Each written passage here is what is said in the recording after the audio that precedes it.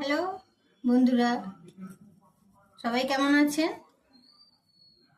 আমি বন্দনা বলছি। আমি আজকে আমার বেবির জন্য ড্রাই ফ্রুটের কিছু খাবার বানাচ্ছি। যদি আপনাদের ভালো লাগে আপনারা দেখবেন, শেয়ার করবেন, লাইক করবেন এবং অবশ্যই সাবস্ক্রাইব করবেন। এই ড্রাই ফ্রুটের মধ্যে রয়েছে কিছুটা মাখানা, কিছুটা আখরোট, কিছুটা কাজু আর কিছু আমন্ড।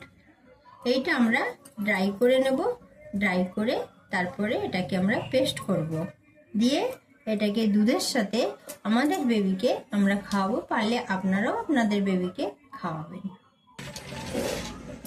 বন্ধুরা দেখুন, এই যে কড়াই একটা নিয়েছি, কড়াইয়ের মধ্যে এই কিছুটা মাখানা দিয়ে দিলাম। এটাকে হালকা ড্রাই করে নেব। ড্রাই করার পরে এর সাথে আরও কিছু মিক্সড হবে। এগুলো মিক্সড করার পরে সেটাকে মিক্সচার মেশিনে দিয়ে পেস্ট করা হবে, মানে ডাস্ট করা হবে। বন্ধুরা দেখুন, মাখানাটা কিন্তু আমাদের মোটামুটি ভাজা ভাজা হয়ে গেছে। এটাকে এবারে আমরা একটি থালার মধ্যে নামিয়ে নিলাম। কিন্তু আমরা কড়ার মধ্যে দিচ্ছি বন্ধুরা কাজু বাদাম, যেটা একটু জলে আমি ওয়াশ করে নিয়েছি, যেহেতু বাচ্চা খাবে তো। এটাকেও আমরা একটু শুকনো কড়ায় একটু নেড়ে চেড়ে জাস্ট গরম করে নেব। বন্ধুরা কাজু বাদামটা হয়ে গেছে। এবারে আমি আমন্ড বাদামটা খোলা ছাড়িয়ে রেখেছিলাম, বাদামটা এবারে দিয়ে দিলাম। এটাকেও একটু শুকনো কড়াতে একটু নেড়ে মানে ডাস্ট করার মতো ড্রাই করে নেব।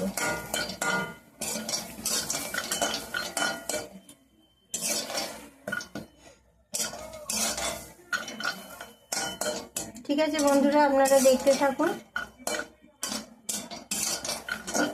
বন্ধুরা আমন্ড আমার কিন্তু ড্রাই করা হয়ে গেছে।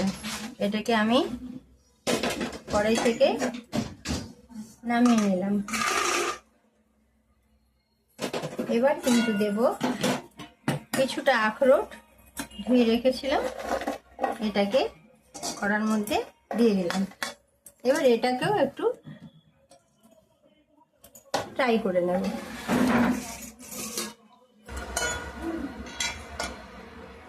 হ্যালো গাইস, দেখুন এই আখরোটটা আমার ড্রাই করা হয়ে গেছে। এটাকে আমি ঢেলে নিলাম। এবার পালা এই ড্রাই ফ্রুটগুলোকে ডাস্ট করে নেওয়া। প্লিজ আপনারা একটু লক্ষ্য করবেন। ততক্ষণ আমি একটু ঠান্ডা করে নিই। বন্ধুরা দেখুন, আমি এতে মাখানাগুলো ড্রাই করে দিয়েছি এবং ওর মধ্যে অল্প সামান্য ওটস মিশিয়ে দিলাম। দিয়ে এবার এটাকে আমি ডাস্ট করে নেব।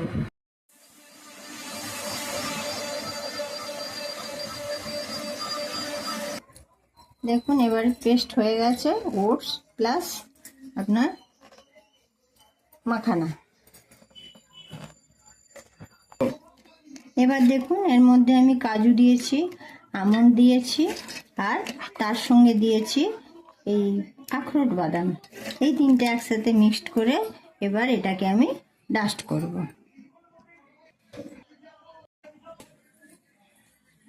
দেখুন এবার এই যে 3 রকম ফ্রুট রেখেছিলাম, আমন্ড, কাজু আর তার সঙ্গে আখরোট, তিনটে মিশ্রণে এই যে ডাস্ট করে নিয়েছি।